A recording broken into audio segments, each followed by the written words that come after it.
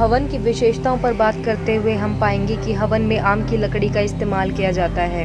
जब आम की लकड़ी को जलाया जाता है तो फार्मिक एल्डिहाइड नामक गैस उत्पन्न होती है, जो कि खतरनाक बैक्टीरिया व जीवाणुओं को मारती है तथा वातावरण को शुद्ध करती है।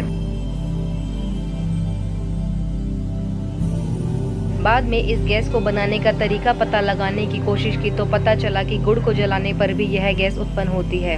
रिसर्च में भी यह साबित हुआ है कि यदि आधे घंटे हवन में बैठा जाए तथा हवन के धुएं से शरीर का संपर्क हो तो टाइफाइड जैसे खतरनाक रोग फैलाने वाले जीवाणु भी मर जाते हैं और शरीर शुद्ध हो जाता है।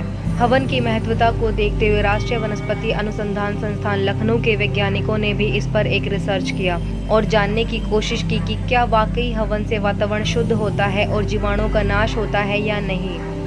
उन्होंने ग्रंथों में वर्णित हवन सामग्री जुटाई और जलाने पर पाया कि ये विषाणुओं का नाश करती है। फिर उन्होंने विभिन्न प्रकार के धुएं पर भी काम किया और पाया कि सिर्फ आम की लकड़ी को 1 किलो जलाने में हवा में मौजूद विषाणु कम नहीं हुए, और जैसे ही उसके ऊपर आधा किलो हवन सामग्री डालकर जलाया गया तो 1 घंटे के भीतर ही कक्ष में मौजूद बैक्टीरिया का स्तर कम हो गया। यही नहीं, उन्होंने आगे भी कक्ष की हवा में मौजूद जीवाणुओं का परीक्षण किया और पाया कि कक्ष के दरवाजे खोले जाने और सारा धुआं निकल जाने के 24 घंटे बाद भी जीवाणुओं का स्तर पहले से कम था। बार बार परीक्षण करने पर ज्ञात हुआ कि इस एक बार के धुएं का असर 1 माह तक रहा और उस कक्ष में वायु में विषाणु स्तर 3 दिन बाद भी सामान्य से बहुत कम थे। हवन के द्वारा न सिर्फ मनुष्य बल्कि वनस्पतियों एवं फसलों को नुकसान पहुंचाने वाले बैक्टीरियाओं का भी नाश होता है, जिससे फसलों में रासायनिक खाद का प्रयोग कम हो सकता है।